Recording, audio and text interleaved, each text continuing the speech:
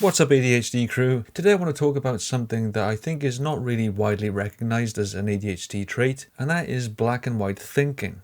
What do I mean by black and white thinking? Having an emotional response to things and just seeing things in a kind of cynical, rigid point of view, and you feel very challenged and irritated when things go against your way of thinking or when people challenge you on your beliefs. And it's also about seeing things as set in stone, or believing that something is completely right or wrong, or convincing yourself that something is impossible or stupid. Now, I can't say that this is going to be 100% applied to every person with ADHD, but looking at some research online, I have seen that it is quite a common theme, and I've felt this throughout my entire life myself. Another example I've faced with black and white thinking is in my fitness regime. I often catch myself counting my calories to the extreme and trying to get everything bang on to the point where I'm literally taking bits of food off a spoon to hit the exact number that I'm looking for. So perfectionism is actually a part of black and white thinking too. They're all or nothing. It's either this way or that way. Not very often do they have a middle ground or a gray area, and they'll come across very stubborn or rigid. In relationships, that's going to affect the people that they live with or that they're in a relationship with by causing arguments to happen where they're thinking that something has to be this certain way. Because I was tired then, I thought, I'm just going to take the rest of the day off. No, reframing it. I am now going to take the rest of the afternoon off until dinner time.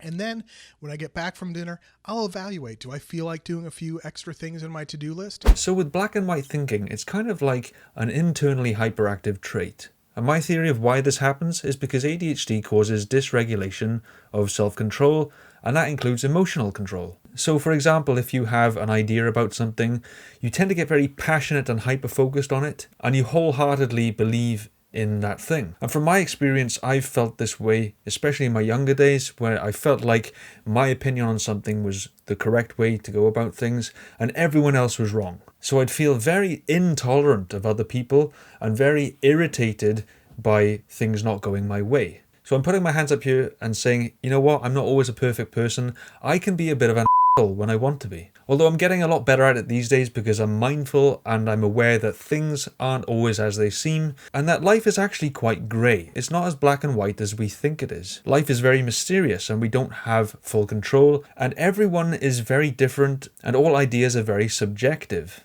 So in a way, I've kind of become optimistically nihilistic. I can remember when I was younger, I'd get sort of ideas about things and I'd look things up and I'd be like, yeah, that's the right thing. That's how things are. And when somebody would challenge me, it's almost like I'd have this oppositional defiant reaction. And if you've heard about ODD, this is actually a very common thing with children with ADHD, but it's less commonly reported when it comes to adults. So I believe that oppositional defiant disorder can be prevalent in adulthood, but in a more subtle form. The way I would describe it is when it comes to black and white thinking, you get so engulfed in your thoughts and feelings, you get distracted by it and you hyper-focus on that feeling. And that overrides your sense of reason, which is why you hear so many people with ADHD tend to be short-tempered and impulsive.